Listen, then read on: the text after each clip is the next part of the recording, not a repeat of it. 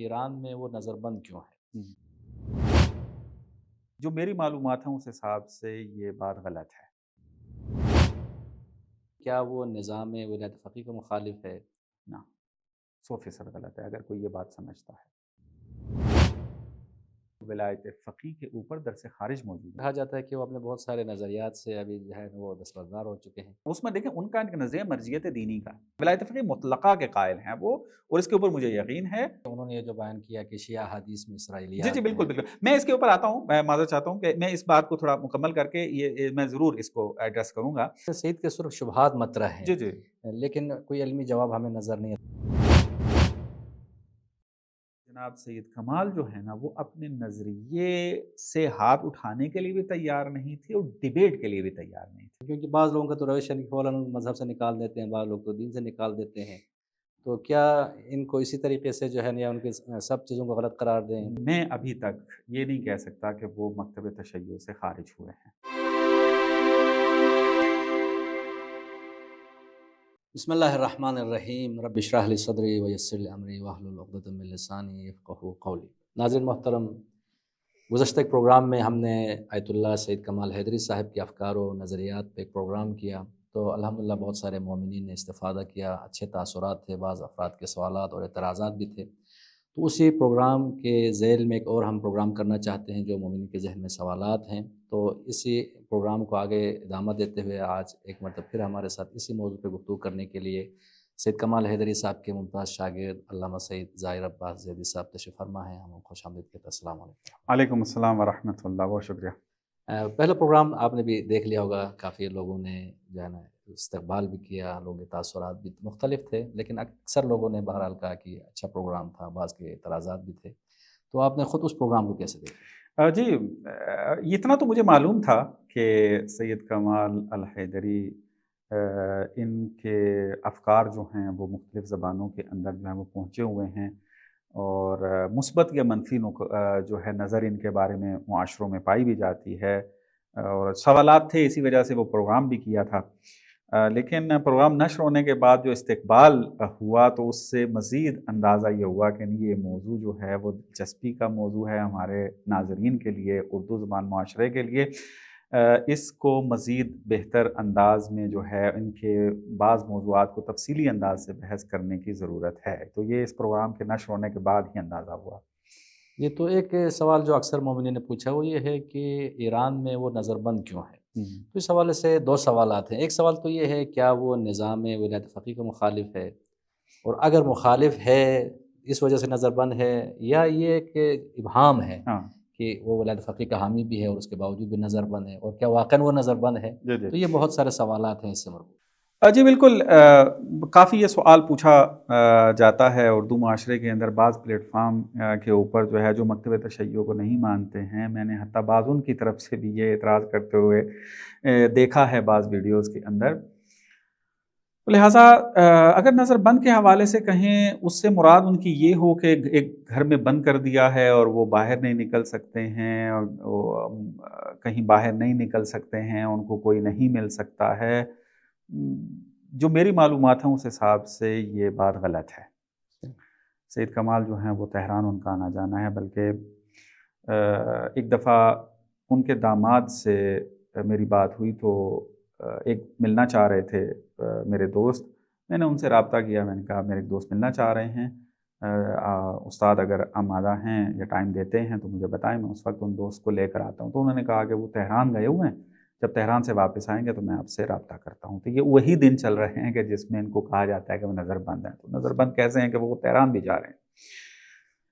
تو بہرحال یہ اس معنی میں تو نظر بند نہیں ہے۔ ہاں یہ ہے کہ جناب استاد سید کمال جو ہیں ان کے دروس پر پابندی ہے ابھی، اور دوسری بات یہ ہے کہ دفتر بند ہے ان کا، جو انہوں نے ظاہر سی بات ہے انہوں نے توضیح المسائل لکھ دی تھی، ایک مرجع ہونے کا اعلان کر دیا تھا، اور دفتر تھا ان کا، رجوع ہوتا تھا وہاں پر، وہ دفتر بھی تقریباً محدود کر دیا گیا ہے، یعنی اس کو ایک آفیشلی طور پر ایکٹیویٹیز کرنے کی اجازت جو ہے وہ نہیں پائی جاتی۔ لیکن ایک طرف سے اگر ہم دیکھیں تو سید کمال الحیدری جو ہیں وہ اس طریقے سے بھی پابند نہیں ہیں کہ کچھ بھی ان کا جو ہے وہ کام باہر نہیں آ رہا ہے، یہ بات نہیں کر سکتے. چینل تو ان کا چل رہا ہے ٹیلی گرام پہ، ٹیلی گرام چینل چل رہا ہے ان کا، ایتا چینل ہے اس کے اوپر ایکٹیویٹی چل رہی ہے، ان کے مختلف فتاوا، مختلف نظریات کا خلاصہ وہ نشر ہوتا رہتا ہے. اور اس کے بعد یہاں پر جو ایک کمپلیکس موجود ہے جہاں پر کتابوں کو جو ہے فروش کیا جاتا ہے، بک سٹال کے عنوان سے جو ایک کمپلیکس بنایا گیا جن کو مجتمع ناشران کہتے ہیں، یہ خیابان معلم کے اوپر ہے. وہاں پر جائیں، ان کا ایک اپنی کتاب کی دکان ہے جو انہی کے آثار رکھتی ہے اور بیچے جا رہے ہیں، کہ وہ بھی بند نہیں ہوئی ہے. ان کی مکمل کتابیں جو ہیں اس وقت بک رہی ہیں، کوئی بھی جا کر خرید سکتا ہے. اور پھر ان کی جدید کتابیں بھی چھپ رہی ہیں، اور یعنی ان کے کتابوں کے چھپنے پر بھی پابندی نہیں ہے. مثلا ابھی ان کی کتاب طہارت الانسان کے نام سے جدید چھپی ہے، سخیم، وہ موجود ہے اس وقت. اس کے علاوہ ان کی توسل کے اوپر ایک جدید کتاب چھپی ہے، باقاعدہ جو ہے مارکیٹ میں موجود ہے. اور بعض وہ کتابیں کہ جو متنازع نظریات پر مشتمل ہیں، جس کی وجہ سے مثلا سید کمال کے اوپر گفتگو ہونا شروع ہوئی اور پھر مسائل کریٹ ہوئے ہیں، وہ کتابیں بھی ابھی مارکیٹ میں پڑی ہوئی ہیں. یعنی میں خود جب بھی چند ہفتے کے بعد جب مختلف کتابیں دیکھنے کے لیے مارکیٹ میں نکلتا ہوں تو ان کی کتاب فروشی کے اوپر بھی میں جاتا ہوں، تو وہاں پر دیکھتا ہوں کہ آگا کی کون سی کتاب جدید آئی ہے، تو وہ چیزیں ملی ہوئی ہیں. تو اگر جس طرح وہ کہتے ہیں پابند سلاسل کر دینا، نظر بند کر دینا، افکار پر پابندی لگا دینا، اگر یہ صورتحال ہوتی تو نہ ان کی کوئی کتاب فروشی مل رہی ہوتی، نہ ان کی کتابیں ایران سے مل رہی ہوتی، نہ یہ گھر سے باہر نکل پا رہے ہوتے، یہ ساری چیزیں نہ ہو رہی ہوتی. لیکن یہ چیزیں ہمیں نظر آ رہی ہیں، بس وہ تاثر جو دیا گیا ہے اس طریقے کا یہاں پر موجود نہیں ہے. یہ وہ تو آپ دیکھیں یہاں پہ مثلا ایک بزرگوار ہیں کہ ان کا دفتر بھی کھلا ہے، حالانکہ ان کے بارے میں مشہور ہے کہ نظام کی مخالف ہے، بالکل ایسے ہی، لیکن دفتر بھی درس خارج بھی دیتے جی ہیں. بالکل. ہمارے شیرازی پلیٹ فارم جو مشہور ہے وہاں پہ، تو اس اعتبار سے واقع ہے. تو ایک مطلب یہ کہ نظر بندی کے حوالے سے جو ایک کنسیپٹ ہے وہ میں نے کلیئر کیا ہے. اب آتے ہیں اس بات کے اوپر کہ سید کمال حیدری کے اوپر جو یہ پابندی لگی ہوئی ہے کہ درس وہ نہیں دے سکتے ہیں اور ان کا دفتر بند کیا گیا ہے، کیا اس وجہ سے ہے کہ وہ نظام کے مخالف تھے؟ نہ، 100% غلط ہے اگر کوئی یہ بات سمجھتا ہے. انہوں نے کبھی نظام پہ بات ہی نہیں کی، پہلی بات. یعنی میں تقریباً ان کو 2007 سے سن رہا ہوں اور 7 سال میں ان کے در سے خارج میں گیا ہوں. بعض نجی محفلی میں بھی بیٹھے رہے ہیں، وہاں پر کہیں پر بھی سید کمال الحیدری نے نظام کے اوپر بات نہیں کی ہے، بلکہ تعریف کرتے ہوئے نظر آئے ہیں نظام کے حوالے سے. باقی جزئیات میں تو ظاہر سی بات ہے، کہیں پہ مہنگائی ہو گئی ہے، کہیں پہ جو ہے وہ چھوٹا موٹا ایشو ہو گیا تو وہاں پہ بات ہوتی ہے، لیکن ایک نظام کے عنوان سے ہمیں کہیں پر بھی ان کی یہ بات نظر نہیں آتی تھی. بلکہ آپ اگر دیکھیں تو ولایت فقیہ کے اوپر درس خارج موجود ہے ان کا. میں خود اس درس خارج میں موجود تھا اور مکمل درس خارج میں نے لکھا ہے، اور اس وقت ان کے خلاصہ جو درس خارج کا ولایت فقیہ کا ہے ان کی ایک کتاب میں چھپا بھی ہے. یعنی قائل بھی ہیں ولایت فقیہ، ولایت فقیہ مطلقہ کے قائل ہیں. آپ ان کی ویب سائٹ کے اوپر بھی، ان کے یوٹیوب چینل کے اوپر بھی وہ دروس موجود ہیں، ابھی بھی موجود ہیں. اگر وہ سنے جا کر وہاں ولایت فقیہ مطلقہ کو ثابت کرتے ہیں، ادلہ لفظیہ سے ثابت کرتے ہیں، نہ امور حزبیہ سے. یعنی تمام ان اعتراضات کا بھی جواب دیتے ہیں جو ولایت فقیہ کے اوپر اعتراضات ہوتے ہیں. تو ان کے بارے میں کہا جاتا ہے کہ وہ اپنے بہت سارے نظریات سے ابھی جو ہے وہ دستبردار ہو چکے ہیں، تو ہو سکتا ہے کہ پہلے اس کو مانتے ہیں، شاید ابھی نہیں مانتے. اس میں دیکھیں ان کا ایک نظریہ مرجعیت دینی کا، جو ایک دفعہ پچھلے پروگرام میں ہماری بات ہوئی ہے. وہ کہتے تھے ایک مرجع دینی ہے اور ایک مرجع فقہی ہے، فقہ ہے. مرجعیت دینی کے اندر جو انہوں نے نظریہ دیا ہے اس کا لازمہ ہی ولایت فقیہ مطلقہ ہے. ہاں، ولایت فقیہ مطلقہ اگر ممکن نہیں ہے حکومت قائم کرنا، سیاست کے اندر حصہ لینا، تو ایک فقیہ جو ہے بغیر سیاست کے اپنی ولایت کو اجرا رکھ سکتا ہے ان میدانوں میں کہ جہاں سیاست کا تعلق نہیں ہے، اور وسیع معنی میں، نہ فقط امور حزبیہ کی حد تک. یہ باقاعدہ سید کمال نے اپنے دروس کے اندر اس کو منظم طور پر بیان کیا ہے. تو لہٰذا نظریاتی طور پر جناب ابھی تک جو ہے یعنی اظہار جب تک بندہ نہ کرے اس وقت تک تو ہم نیت خوانی تو نہیں کر سکتے. درست ہے, ان کی کتاب موجود ہے, ان کی درس ابھی تک اس کے اوپر موجود ہے, انہوں نے کوئی اظہار بھی ایسا نہیں کیا, درست کو ڈیلیٹ بھی نہیں کیا. اور مثلا جب ان کے اوپر پابندی لگ رہی ہے, جب ان کے اوپر جو ہے بعض کو ہوتا ہے نا اظہار کر لیتا ہے بندہ آ کے, نہ اس طرح کی کوئی اظہار ان کو نظر نہیں آتا. حتیٰ جب انہوں نے ایسے درس دینا شروع کیے جن کے اوپر بزرگان کو مسائل تھے, اس کے اندر بھی انہوں نے ولایت فقیہ کے اوپر یہ سوال نہیں کہ میں پہلے ولایت فقیہ مطلقہ قائل تھا, ابھی میں نہیں ہوں. نہ اس طرح کی کوئی بات نہیں, ولایت فقیہ مطلقہ کے قائل ہیں وہ, اور اس کے اوپر مجھے یقین ہے چونکہ میرے پاس شواہد دروس موجود ہیں, سب کچھ ہے, اور ان کے بہرحال دفتر میں آنا جانا رہا ہے ان کے دروس کے اندر, تو اس طرح کا کوئی شاہد ہمیں نہیں ملا ہے کہ ولایت فقیہ مطلقہ کے منکر ہیں. ایک بات یہ. دوسری بات یہ کہ وہ ایک مرتبہ ایسے ہی جب انہوں نے اختلافی بعض مطالب جو ہم وہ بیان کرنا شروع کیے, تو ظاہر سی بات ہے جو بزرگان دین ہیں حوزے کے اندر, جو مراجع بیٹھے ہیں, ان کی ایک اپنی پاور ہے, ان کی بات سنی جاتی ہے. تو بہرحال ایک دینی پلیٹ فارم نے اپنی ذمہ داری کا احساس کرتے ہوئے آواز کو بلند کرنا شروع کیا مختلف دفاتر سے کہ سید کمال یہ غلط کر رہے ہیں, اس طرح کا اظہارات نہ کریں, یہ تشویش کر رہے ہیں, اذہان کو, جوانوں کے ذہن کو مشوش کر رہے ہیں. تو میں خود درس خارج میں موجود تھا. درس کے بعد گفتگو جب ان سے ہو رہی تھی تو سید کمال نے خود اس بات کو بیان کیا کہ بعض دفاتر کی طرف سے نجف اشرف میں انہوں نے لیٹر لکھا ہے یہاں کے بزرگان کو, قوم کے بزرگان کو, کہ سید کمال کے دروس پر پابندی لگائی جائے, اس کو مکمل طور پہ اس کی تمام فیسلٹیز کو ختم کر دیا جائے. سید کمال کے یہ جملات ہیں جو میں نقل کر رہا ہوں, اور میں بالکل ان کے شانہ بشانہ کھڑا ہوا تھا, چونکہ شاگرد اتنے زیادہ نہیں تھے, 50-60 کے قریب ان کے شاگرد آتے تھے, تو بہت زیادہ رش نہیں ہوتا تھا, آرام سے گفتگو ہو جاتی تھی ان سے. تو انہوں نے یہ کہا کہ جیسے ہی یہ لیٹر وہاں پہنچتا ہے, مجھے جو ہے وہ آغا خامنہئی نے بچایا ہے, آغا خامنہئی نے سٹینڈ لیا ہے کہ سید کمال جو ہے یہ درس دے گا, اختلافی نظریات اگر بیان کر رہا ہے تو اس کو علمی جواب آپ دیں, لیکن آپ یہ کہیں کہ مکمل طور پر اس کی فیسلٹیز جو ہیں وہ ختم کر دی جائیں اور ان کے تمام دروس پہ پابندی لگا دی جائے, تو اس کے وہ حق میں نہیں تھے. اور میرے دروس ابھی اس وقت دروس وغیرہ چل رہے تھے, اور کہہ رہے ہیں یہ جو میں دے رہا ہوں یہ رہبر معظم نے جو ہے وہ سٹینڈ لیا ہے ان بزرگان کے سامنے. لیکن دیکھیں دنیا میں شاید کوئی ایسا نظام ہے, آپ دیکھیں یورپ کو آپ دیکھ لیں, جو اس وقت آزادی فکر و خیال کا نعرہ لگاتے ہیں, لیکن کچھ ایسے موضوعات ہیں وہاں پہ بھی پابندی ہے. مثلا آپ وہاں پہ ہولوکاسٹ کے اوپر میں اس کی نفی نہیں کر سکتے کہ اگر کہیں اس کے باقی سزائیں مقرر ہے. بالکل ایسے ہی ہے. اب میں آپ کی اسی بات کے تناظر کے اندر اب اس بات پہ آ جاتا ہوں کہ بالآخر اب پروگرام سننے والے بھی کہیں گے کہ آپ نے اتنا کچھ تو کر دیا, لیکن نظر بند کیوں ہے, اس کی دلیل کیوں نہیں دے رہے ہیں. اصل وجہ جو سید کمال کی بنی تھی یہ بھی میں خود ان کے ہی زبانی بیان کروں گا, اور جو میں نے دیکھا اور جو خود انہوں نے اپنی زبان سے بیان کیا.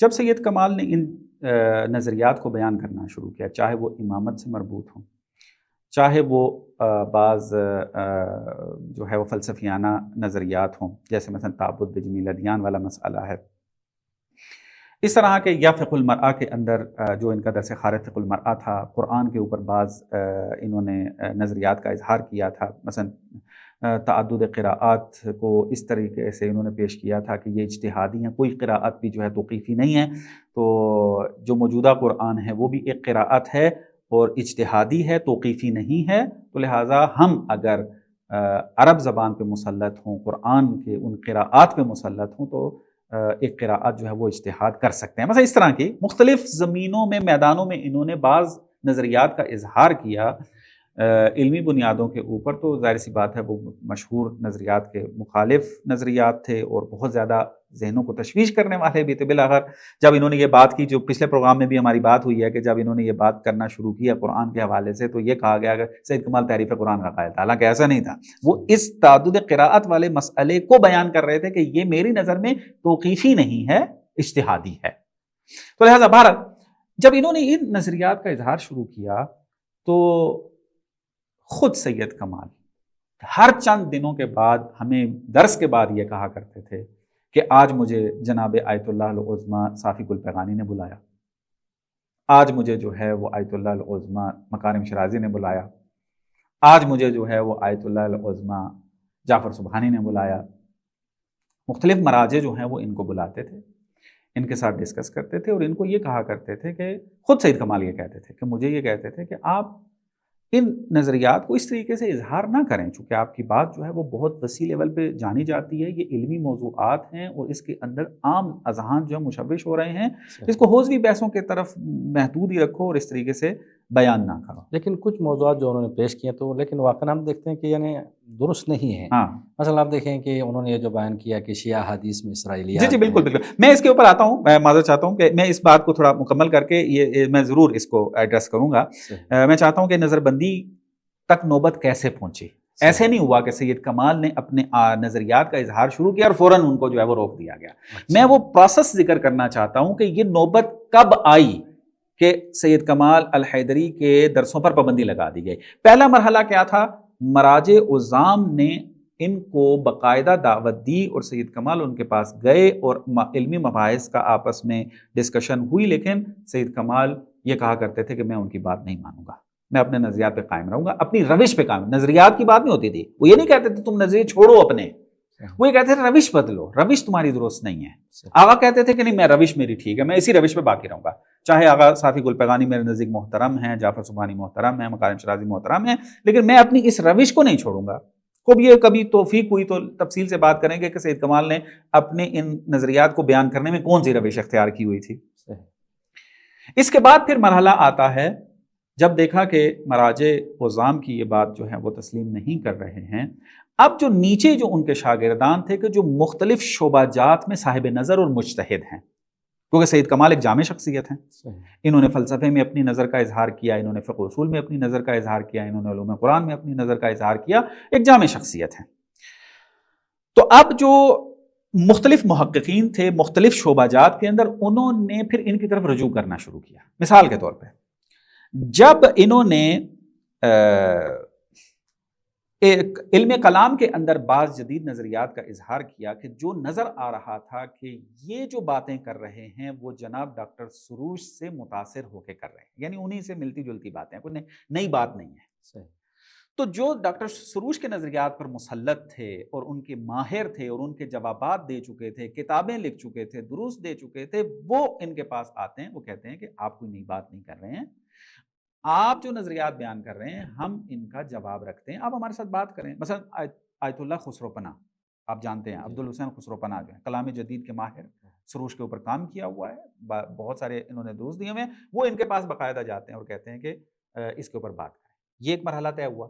دوسرا مثلا تعبد بجمیع الادیان کا جو انہوں نے نظریہ دیا، اس پہ جناب استاد تقی سبحانی کہ جو علم کلام کے اندر متخصص ترین اس وقت جو ہیں وہ موجود ہیں اور ان کا پورا ادارہ ہے اور ان کے شاگردان جو ہے وہ کام کر رہے ہیں، انہوں نے باقاعدہ علمی نشست کو قائم کیا اور اس پہ اجرا کیا۔ میں اس میں موجود تھا اور اس میں دعوت دی سید کمال الحیدری کو کہ آپ اپنے اس نظریے کو بیان کریں علمی ماحول کے اندر، اگر آپ نہیں آتے اپنے کسی برجستہ شاگرد کو بھیج دیں، اگر یہ بھی نہیں کرتے تو ہم یہاں پر بیٹھ کر درس ریکارڈ کر کے آپ کی علمی تنقید کے اندر آپ کو بھیجتے ہیں، آپ اپنے پلیٹ فارم سے ہمارے جواب کو ریکارڈ کروائیں اور وہ نشر کریں گے۔ مثلا یہ آغا تقی سبحانی نے جو ہے وہ کام کیا، پھر آغا حسن وکیلی نے مشہد کے اندر جو ہے وہ کام کیا۔ خلاصہ میں یہ کروں کہ یہ سلسلہ چلتا رہا۔ مثلا ابوالقاسم علی دوست ایک بڑا نام ہے جدید محققین کے اندر، فقاہت کی دنیا میں ابھرتا ہوا ایک نام ہے، اگر آپ سرچ کریں جا کر ابوالقاسم علی دوست اور سید کمال، یہ آپ گوگل میں لکھ دیں گے ان کا وہ ماجرا جو ہے وہ آ جائے گا۔ ابوالقاسم علی دوست اس وقت علمی نشست برگزار کرنے کے مسئول ہیں، انہوں نے رسمی طور پر آفیشل لیٹر دے کر کہا تھا کہ ہم کسی بھی قسم کا جھگڑا نہیں چاہتے، ہم کسی بھی علمی ماحول کے اندر ڈسکشن ہوگی، آپ آ کر بات کریں۔ خب جب یہ ساری باتیں ہوگی، ابھی میں سب کے نام نہیں لے سکتا، بات لمبی ہو رہی ہے میری، یہ تمام پروسیجر جب پروسیس جو ہے وہ طے ہو گیا، مراجع نے اپنی ذمہ داری ادا کی، محققین نے اپنی ذمہ داری ادا کی، لیکن سید کمال الحیدری کی طرف سے مثبت جواب نہ آیا، نہ ڈسکشن کے حوالے سے، نہ کتبی طور پر رد و بدل کے اعتبار سے، لیکن دوسری طرف سے وہ اپنے درسوں میں انہی باتوں کا بار بار تکرار جو ہے وہ کرتے جا رہے ہیں۔ تو اب یہاں پر پھر جو ہے وہ جامعہ مدرسین کے جو علماء تھے انہوں نے پھر بیانیہ صادر کرنا شروع کر دیا کہ یہ جو عقیدوں کا اظہار کر رہے ہیں اس کا مکتب تشیع سے کوئی تعلق نہیں ہے، لہٰذا اس طرح سے مسئلہ جو ہے وہ پریشر بڑھنا شروع ہوا۔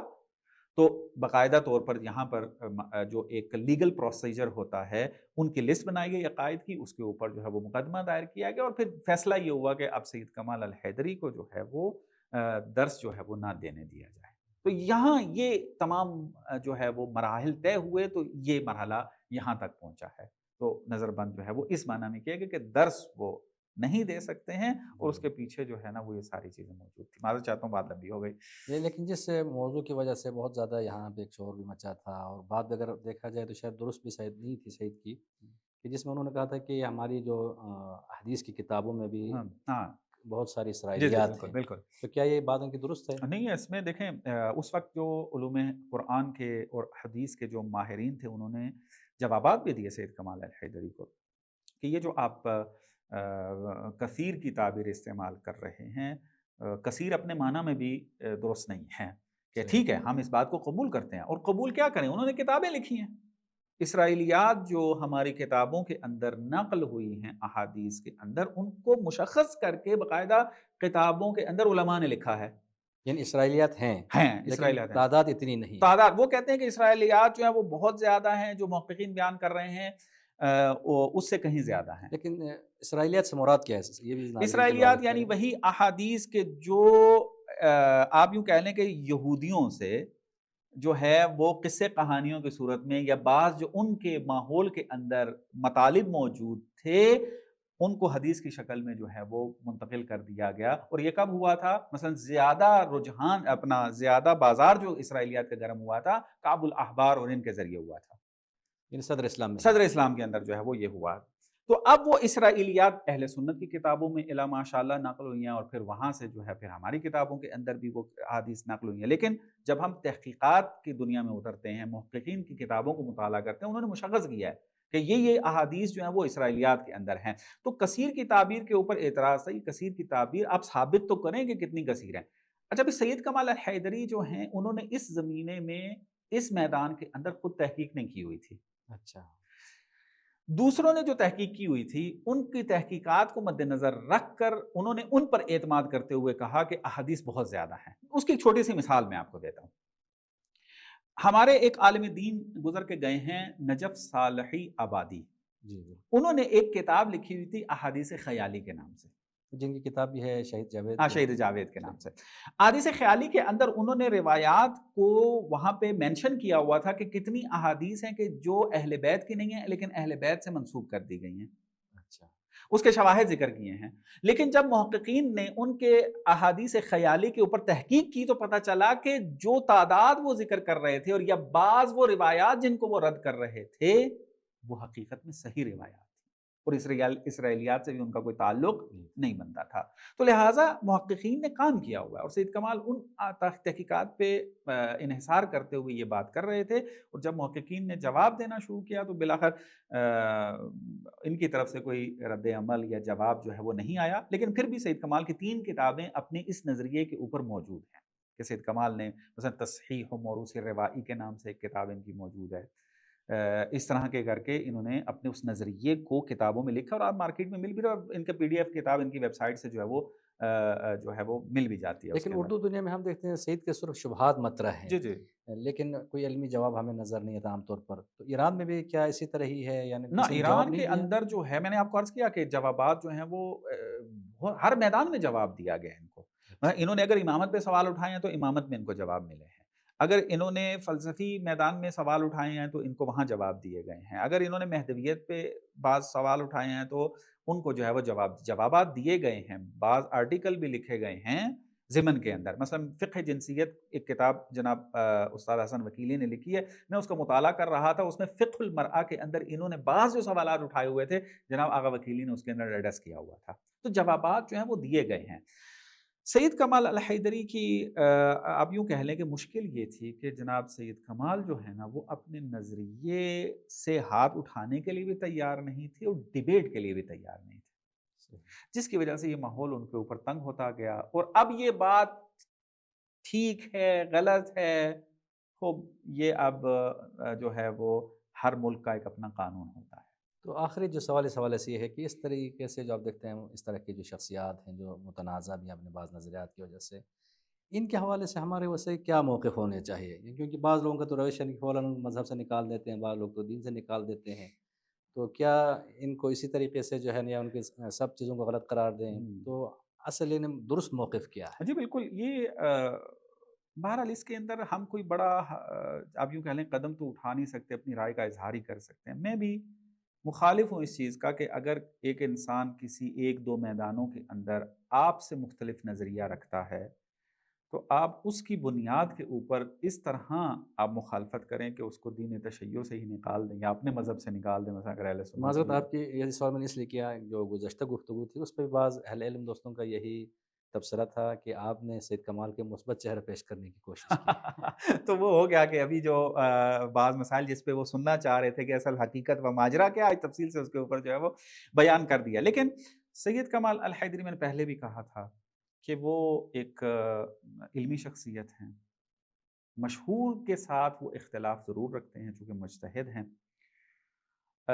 آپ یوں کہہ سکتے ہیں کہ میں ابھی تک یہ نہیں کہہ سکتا کہ وہ مکتب تشیع سے خارج ہوئے ہیں، کیونکہ نہ انہوں نے خود اعلان کیا اس بات کا اور نہ کسی ایسے عقیدے کا انکار کیا ہے کہ جس سے آپ کہیں کہ یہ مکتب تشیع سے خارج ہے۔ لیکن ان کے بعض بڑے اشتباہات کو آپ مانتے ہیں؟ اشتباہات ہیں ان کے، مثال کے طور پہ میں اب بات لمبی ہو جائے گی، میں چاہ رہا تھا کہ اس کے اوپر گفتگو، لیکن اگر ہمارے ناظرین نے اگر سوالات کیے بعض تو پھر اس کے تناظر میں بات آ ہی جائے گی۔ مثلا جو انہوں نے امامت کے اوپر اعتراض کیے، انہوں نے کہا کہ رائج ادلہ جو ہیں وہ میرے نزدیک تام نہیں ہیں، پھر اس کے اوپر اعتراضات کیے انہوں نے۔